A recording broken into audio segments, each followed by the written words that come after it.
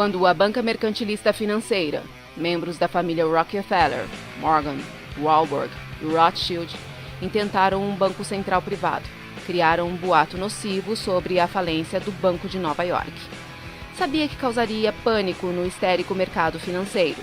Com medo de perder seus depósitos, o povo começou a fazer retiradas em massa. Assim surgiu uma onda de especulação e cobrança para todos os bancos.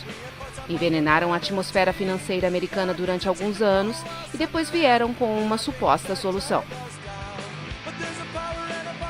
Em 1910 foi escrito um tratado do Banco Central e denominado como Ato da Reserva Federal. Este tratado foi entregue a um senador e levado até ao Congresso. Em 1913, com o patrocínio político dos banqueiros, o presidente, já comprado por essa elite que viria a ser a maior oligarquia do mundo, aprovou a lei dias antes do Natal, quando o Congresso estava com suas famílias. Os Estados Unidos se tornaram, a partir daí, um grupo de homens dominantes e não mais uma nação. O Fed destruiu a identidade pátria dos Estados Unidos, com seu método ganancioso de imprimir dinheiro, e colocou esta nação numa ditadura de valorizar sua moeda que nasce do nada. O lastro é sempre a riqueza dos outros, a destituição da economia, as guerras, a miséria e o neocolonialismo.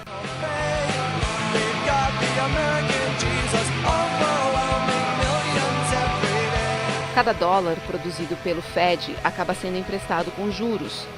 Este dinheiro tem uma porcentagem de dívida associada. E como o Banco Central tem monopólio de toda a produção do dinheiro, ele dá a cada dólar uma dívida imediatamente. De onde vem o dinheiro para pagar a dívida? Do Banco Central novamente.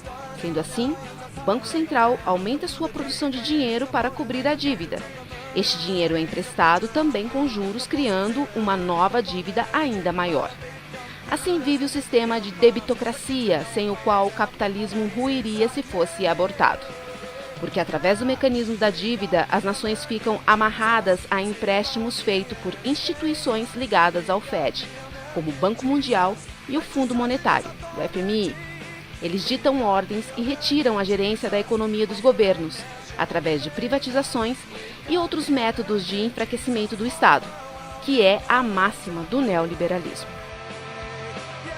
O teto da dívida americana foi estabelecido em 1917 para facilitar o financiamento do governo durante a Primeira Guerra Mundial, 1914 a 1918. Essa norma foi concebida como uma barreira que dava ao Congresso o poder de controlar os gastos excepcionais do governo. Foi ampliada em 1939, às vésperas da Segunda Guerra Mundial, a abranger o total de gastos do Estado. A partir daí, o teto foi flexibilizado várias vezes e é considerado apenas uma formalidade. Apenas uma mera, simples, insignificante formalidade que gera estabilidade. Notem a cadência. De lá para cá, isso tem se constituído numa máquina de fazer crises.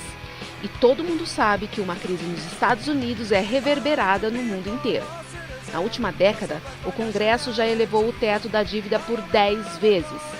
O fato de que poderia ser simplesmente abolido e evitar crises não acontece, porque o sistema do endividamento é o método mais eficaz da Reserva Federal Americana locupletar-se.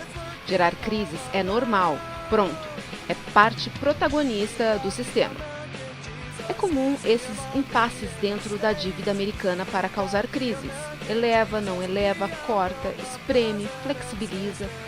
Para manter todo esse sistema criado pela Reserva Federal, o governo americano está condenado às crises e às guerras, provocá-las e se envolver diretamente.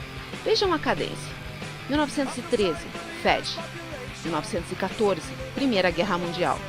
1917, teto da dívida. 1939, Segunda Guerra Mundial, mais formato atual do teto da dívida, que é igual ao mecanismo de gerar crises. Crise mais moeda de curso legal, moeda sem lastro, é igual moeda valorizada. O maior credor da dívida americana é a sua própria Reserva Federal, que não é federal, e sim privada. Como isso se reflete no mundo? A vulnerabilidade das economias principalmente as emergentes, como a economia brasileira. Aumenta quando a economia americana, depois de uma instabilidade na sua política, se normaliza. Os Estados Unidos, com anos de estímulos do Banco Central, injetam novos dólares sem valor no mercado. Esses dólares rumam para mercados emergentes atrás de maior retorno. Volta para os Estados Unidos valorizado nos estragos feitos mundo afora. Ou seja, a vulnerabilidade permite o retorno do dólar valorizado. O sistema capitalista neoliberal dá suporte para todo este mecanismo de valorização da moeda americana.